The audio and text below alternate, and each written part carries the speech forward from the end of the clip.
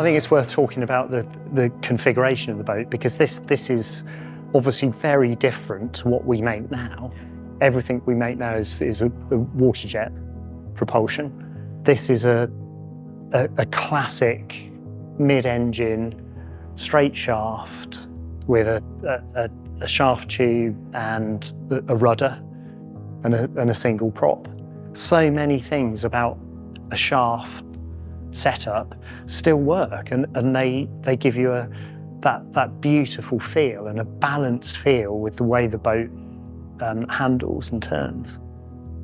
It's interesting because just looking along the lines of the boat, it's got that beautiful tumble home that sort of rolls in a negative way across the transom. Boats aren't made like that now, not without a lot of complex split tooling.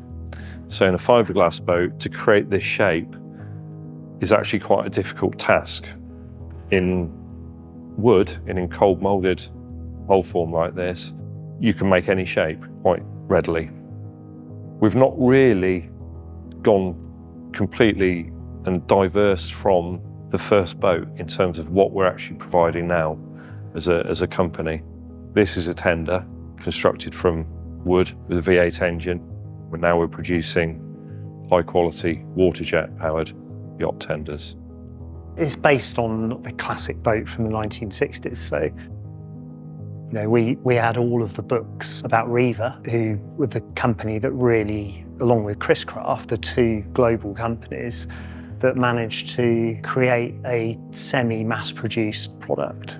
It's almost come full circle for us with having that inspiration from Riva in building these early boats. We now supply dozens of boats to Riva every year as tenders to their super yachts and yachts. So it's quite a nice circular situation that's actually happened over the years. But they were our inspiration. Pioneers of the industry like Carlo Riva, the development and the design and the manufacturing he was able to put in place to make boats like this was absolutely fantastic, and the quality that he also aspired to, really, there's a lot of synergies with where we wanted to run the company and the direction we wanted to push at Williams in. So a huge inspiration. So all of the construction is fairly traditional. So the setup of the boat, engine stringers, fore and aft, which I believe were Douglas fir. So two chunky stringers and then frames set up over the stringers, and then battens on the frames, and then the final planking. So very traditional, but we finished the boat in epoxy, so we glued it with epoxy resin. Yeah, it was all West System epoxy. As Matt says, the planking on the side, that's built up out of 3 layers. So you've got a double diagonal, so a layer of planking running in a sort of forward-aft direction, and then at 90 degrees to that, you've got the second layer. So these are veneers, are about 1/4 inch veneers. Then the final layer is forward-aft, where you've got the chine and the shear that diverge and then close again at the bow. So the planks do as well, along the length. So it's not just a question of stripping up parallel lengths and putting them on. If you look really carefully, you'll see the little dots, which are staple marks.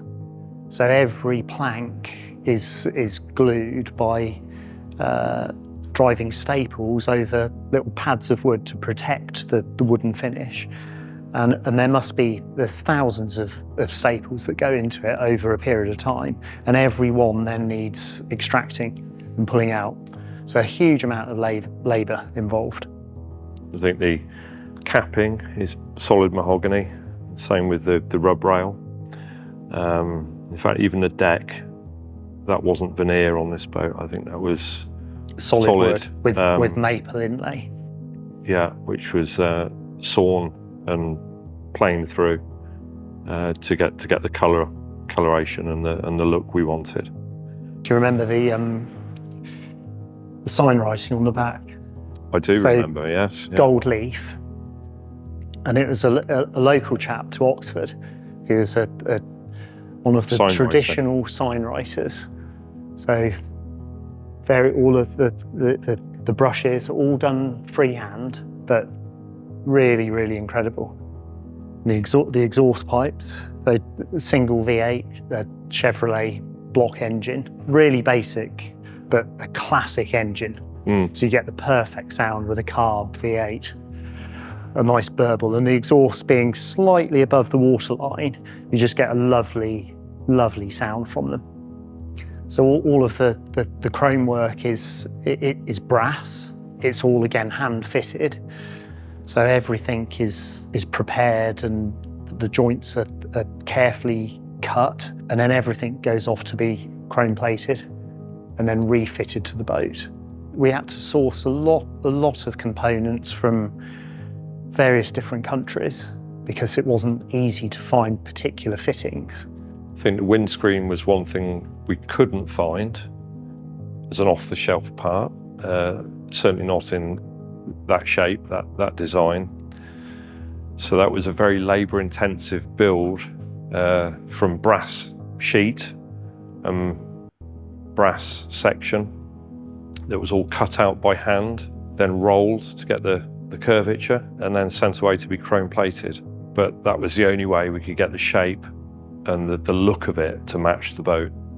The cutwater at the front took a lot of time to actually get the shape right and just to get everything to fit on the stem here.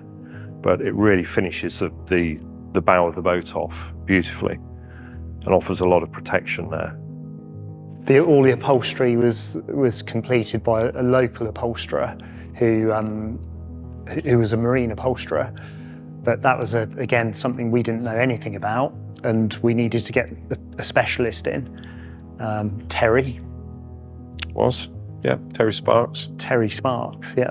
He did a good job, and it's local craftsmen based close to us in Oxfordshire. We couldn't afford a trailer for the boat, genuinely, and it was more cost effective for us to buy the steel, cut the steel up, weld it together, buy the axles and have it galvanised, knowing that we would end up with a custom trailer that would fit the boat perfectly, and it would be one to our own design, which we knew would be right. And it's just done a fantastic job. It still looks like new, and that's going to last a lifetime. Do you remember putting this on the water for the first time? I do. Where it went? I do. It went the River Thames.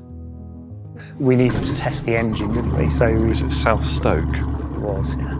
And we put it on the water one evening, and I think we were both in there, in the water, with our trousers rolled up to above our knees, making sure there was no leaks. So we're still doing exactly the same. Started the engine up. Now with our boats, first time on the water, you've got to check for leaks. That's the first thing you do. So head in the engine compartment, making sure that it's dry. But when something's been in your workshop for 9 months or 10 months, and the first time it goes on the water, that's quite special. Yes.